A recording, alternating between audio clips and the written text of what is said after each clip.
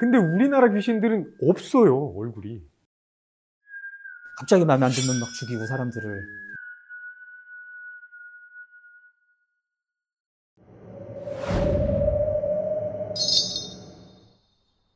최근에 귀신 얘기 굉장히 많이 하고 있는데요. 대한민국 심리학계에서 귀신, 무속과 관련해서 최고 전문가 한민 박사님을 모시고 궁금했던 얘기 좀 들어보겠습니다. 안녕하세요. 예, 안녕하십니까. 반갑습니다. 네. 귀신 전문가가, 예, 그렇습니다. 귀신을 믿으시나요? 믿으실 분도 있고 안 믿으실 분도 계시겠지만 저는 본 적도 있고요. 아, 귀신을? 네. 아... 믿는 편입니다. 아니, 생각해보면 작년에 파묘라는 영화는 또 개봉했었고 네. 올해는 검은 수녀들 애니메이션으로 테마록도 다시 나오고 해서 이런 영화가 많은 사람들한테 관심을 끌고 있는 이유가 있지 않을까 싶은데 네. 사람들이 왜 관심을 가지고 있는지 이런 것도 궁금하고요. 아까 제가 그냥 여쭤보긴 했지만 진짜 귀신이 있나? 그런 생각도 좀 그런 부분도 궁금하기도 해서 예. 일단 이제 귀신이 있다고 사람들이 생각을 하는 게 훨씬 이 세상을 풍부하게 살아갈 수 있지 않을까. 아, 귀신이 있다고 네, 생각하는 게 예. 귀신이 없고 그냥 네. 사람들이 하는 일만이 전부고 예측할 수 있고 심심하잖아요. 그래서 이제 나한테 일어나는 일을 뭐 예를 들어서 귀신이 장난을 친 거다. 내가 뭐 잘못을 해서 귀신이 화가 났다. 그렇게 해석을 하면은 일단 이제 설명이 되고 또 하나는 이제 그게 이제 상상력을 자극하고 뭐 재미도 있고 이런 목적이 있는 게 아닌가 생각합니다. 그 얘기는 이제 우리의 일상이 너무 예상한 대로만 돌아가면 네. 오히려 식상할 수 있다. 식상하기도 하고 네. 또 이제 설명이 안 되는 부분이 좀 있잖아요. 왜 내가 이런 일을 당해야 되지? 왜 저 사람 착하게 살았는데 왜 저렇게 불행한 일이 생기지? 뭐 이런 설명 체계로서의 귀신. 그러니까 아무리 생각해도 설명할 말이 없을 때 네네. 이거 귀신이 한 거야 라고 하면 그렇죠. 그대로 설명이 되니까. 네네. 근데 그러면 설명이 안 되는 모든 거에 그냥 귀신이라고 붙여야 되잖아요. 그러니까 이제 과거에는 많이 그랬죠. 음. 뭐 이제 자연과학이라든지 이런 이성적인 사고가 발달하지 않았을 때는 뭐 동서양을 막론하고 뭐 신의 뜻이다, 뭐 괴물이 그랬다, 귀신이 그랬다, 뭐 괴물이 산다, 뭐 이런 것이 이제 과거의 사람들이 세상을 이해하기 위한 방법이었을 수 있다는 생각입니다. 그쵸. 옛날에는 우리가 감당할 수 없는 일들이 생기면 네. 그렇게 이제 누군가의 뜻이다 이렇게 많이 돌렸는데 또 과학기술이 발전하면서 또 굉장히 많은 부분들이 설명이 되고 네, 있으니까 네. 실제로 그래서 유럽에서는 무신론자가 엄청 늘었다는 얘기도 있고 네.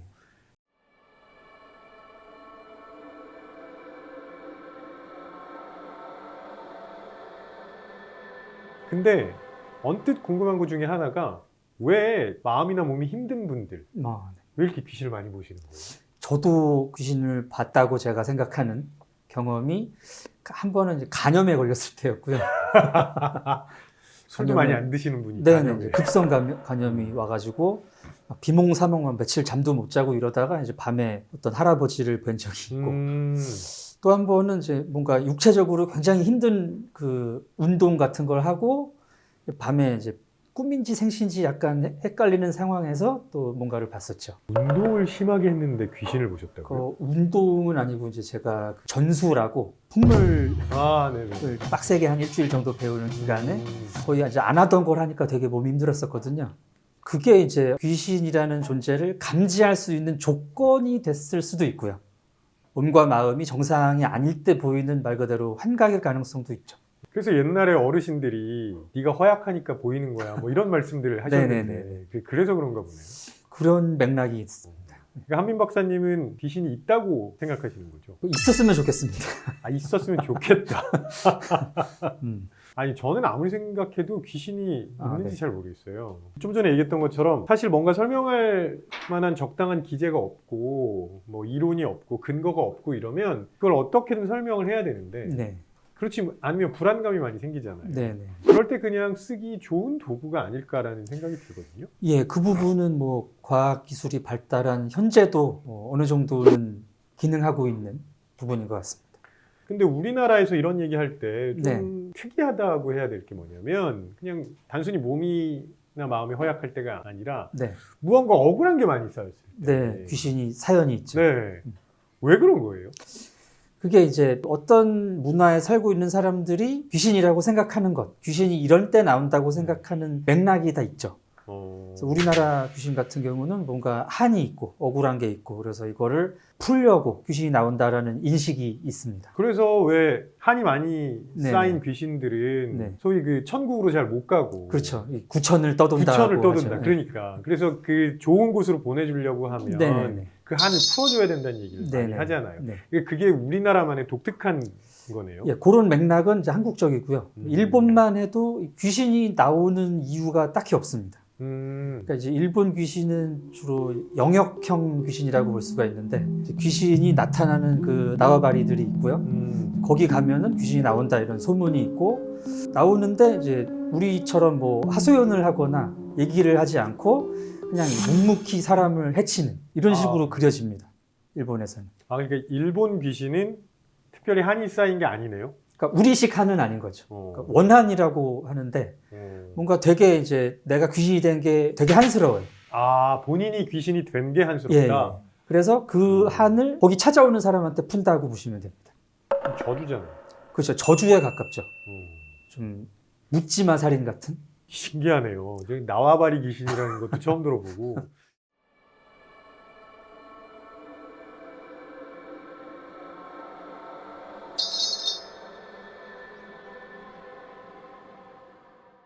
그러면 뭐 한국이랑 일본이 이렇게 다른 것처럼 네네. 문화에 따라서 네. 다 다르게 나타나는 거죠. 그렇죠. 귀신의 뭐 형태, 나타나는 이유, 뭐 나타났으면 어떻게 보내는 방법 이런 게 다 다르죠. 그래서 생각나는 건데 가만히 보면 서양 귀신들은 네. 굉장히 시각적인 효과가 강한 것 같아요. 이 뭐 생긴 것도 되게 무섭고. 근데 우리나라 귀신들은 없어요, 얼굴이. 뭐 처녀 귀신은 여자. 아, 그래요? 왜냐하면 이렇게 뭔가를 뒤집어 쓰고. 그러니까 네네. 제가 굳이 구분을 하자면 서양 귀신은 시각적 효과를 강조하는 것 같고 동양 귀신, 최소한 우리나라는 네네네. 심리적인 불안감을 강조하는 것 같은 거예요. 그렇죠. 그러니까 귀신이 나타나서 누군가를 해친다기보다는 네네. 조용히 뒤에서 따라다닌다거나 짠 하고 나타나서 놀래킨다거나 네. 뭐 그런 게 많은 것 같아요. 저도 지금 봤을 때 그냥 나타났었어요. 그게 이제 불안감을 막 자극하는 네네네. 그런 거잖아요. 그것도 역시 문화적인 영향이 있는 건가요? 그러니까 서양 쪽에는 사실 이제 기독교 문화권이잖아요. 그래가지고 죽은 사람이 귀신이 돼서 이 세상을 떠돈다라는 개념이 잘 없습니다. 일단 이제 사람이 죽었으면은 이제 하나님이 어디로 보내시고 글로 가는 거지 이렇게 돌아다니면 안 되거든요, 원래.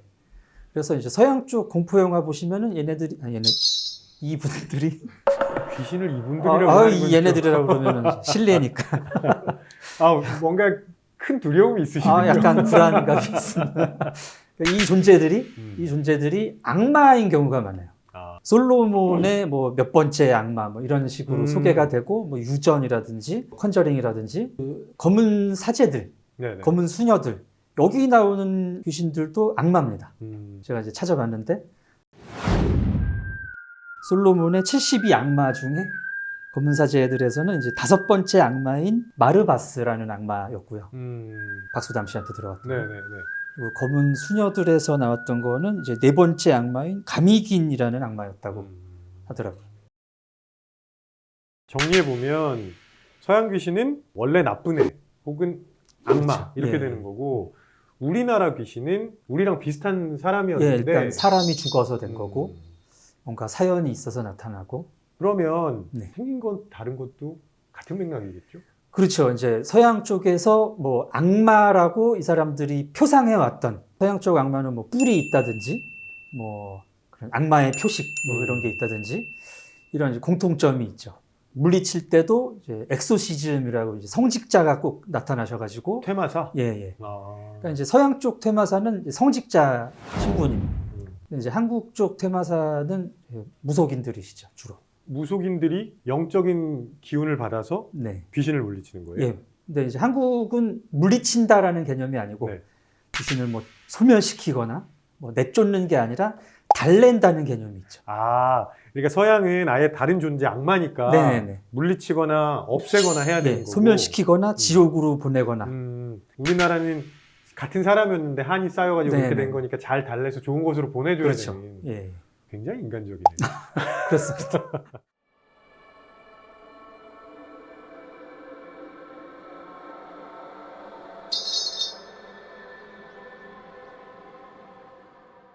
그러면 당장 외국 사람들이 이 얘기를 들으면 네. 니는 왜 이렇게 한이 많은 거야?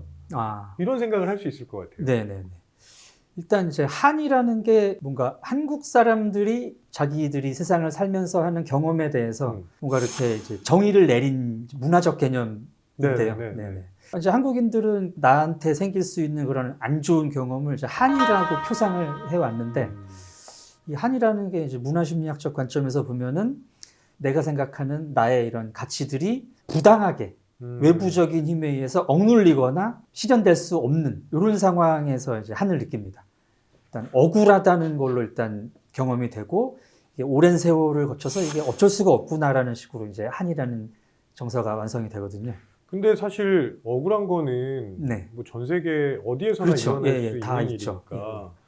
그러니까 다른 데서도 억울한 일은 발생하는데 네. 왜 유독 우리나라에서는 그게 한이 되느냐. 네. 멸종 위기종인 문화심리학의 관점은 어떻습니까? 그러니까 이제 한국인들의 심리 경험의 프로세스가 그 한이라는 경험에 이제 초점을 맞추게 하는 거죠. 일단 이제 나에게 생긴 일에 대한 부당함을 좀 많이 느끼는 것 같고요. 제가 생각했을 때는. 그래서 예를 들면 이제 다른 나라에도 뭐 민초들이 경험할 수 있는 그런 부당한 일은 얼마든지 있었을 텐데 한국 사람들이 거기에 좀 더 민감하게 반응을 하고 마음에 두고 있고 이걸 이제 해결하지 않으면 안 되고 이런 식의 이제 경험 체계가 있었다고 볼 수 있을 것 같습니다. 혹시 이런 건 아닐까 하는 생각을 개인적으로 해본 적이 있는데 네. 그러니까 한국은 여기에서 어쨌거나 꽤 오랜 시간 동안 살아왔잖아요. 네. 근데 뭐 자원이 많은 것도 아니고 땅도 좀 척박하고 그럼에도 불구하고 어디로 이주하기도 어렵고 하니까 그게 쌓여도 여기서 버텨 나가야 되는 거고 부정적인 측면으로 보면 억울함, 그래서 그걸 풀어야 된다 이렇게 할 수도 있지만 네. 또 다른 측면으로 보면 결국 그래도 뭔가 쌓이긴 해도 나는 여기서 버텨나갈 거야 이런 측면은 없어요? 그런 측면이 있죠. 이제 한이라는 정서 자체가 이 한이 생겼으면 이걸 반드시 풀어야 된다라는 걸로 또 연결이 되는데 그런 식으로 이제 해결하면서 여기서 적응하고 살아왔던 적응 체계이기도 하죠. 그래서 이제 귀신들이 한이 많이 쌓여 있으면 그걸 반드시 풀어줘야지 된다. 다시 좋은 곳으로 보내줘야 네. 또 우리나라는 다시 돌아오니까 네네. 괜찮은 상태로 돌아올 수 있다 뭐 이런 생각을 하는가 보네요. 그렇죠. 살아가는 사람들도 나한테 억울한 일이 생겨도 뭔가 해결이 될 것이고 혹시 억울하게 죽어도 누가 나 이제 한을 풀어주면은 괜찮을 것이다. 근데 일본 귀신은 왜 이렇게 무지막지하게 예. 특별한 이유 없이 사람을 죽여요? 네. 이제 일본의 귀신들, 사람이었다가 죽어서 귀신이 된 존재들이 일본의 이제 환경이나 문화 같은 경우에 이 일본 사람들이 내가 왜 죽는지 모르고 죽는 경우가 상당히 많았던 것 같아요. 특히 자연재해 이런 것 때문에. 자연재해가 이제 대표적이고 네네. 뭐 지진, 쓰나미, 뭐 화산 이런 식으로 해가지고 죽는데 내가 왜 죽는지 모른다. 그래서 일본의 대표적인 인사 한 말이 다다이마이 있지 않습니까? 다녀왔어. 이제 집에 와가지고 그러면 이제 맞아주는 사람이 오카에리 이걸 해야 됩니다. 근데 내가 이제 다녀올게 하고 나갔는데 못 돌아오는 거예요. 그래서 이게 이제 일본의 콘텐츠에 굉장히 반복적으로 나타나는 표현이거든요. 그래서 일본 사람들은 내가 어디 나갔다가 들어와서 오카에리라는 말을 들어야 뭔가 이제 심리적인 안정감을 얻는데 나갔다가 못 돌아오는 거죠. 못 돌아오는 일이 많으니까 그게 인사말이 됐다. 네네네. 그런 것도 있고 또 이제 정치적으로도 우리나라나 중국 같은 경우는 중앙 집권화가 일찌감치 됐고 또 뭐 문제가 있으면은 관내 해결한다는 인식이 있었는데 일본은 이제 중앙 집권 국가가 아니고 이제 지방 분권형 맞아요. 나라다 보니까 이게 내 생사 여타를 이 영주가 다 가지고 있는 거죠. 근데 이제 영주가 항상 합리적이고 뭐 그런 사람이 아니기 때문에 갑자기 마음에 안 들면 막 죽이고 사람들을 그랬단 말이죠. 별 이유 없이. 예. 그러니까 이제 내가 왜 죽었지? 그런 게 이제 산 사람에 대한 원한으로 바뀌기 때문에 이제 산 사람들을 보면은 죽이려고 드는 그렇게 저는 보고 있습니다. 그래서 우리나라 사람들이 밥 먹었냐고 그렇게 인사를 하는 거고. 그렇죠. 밥 못 먹을 일도 밥 못 먹을 일 많이 너무 있었고. 많았어가지고.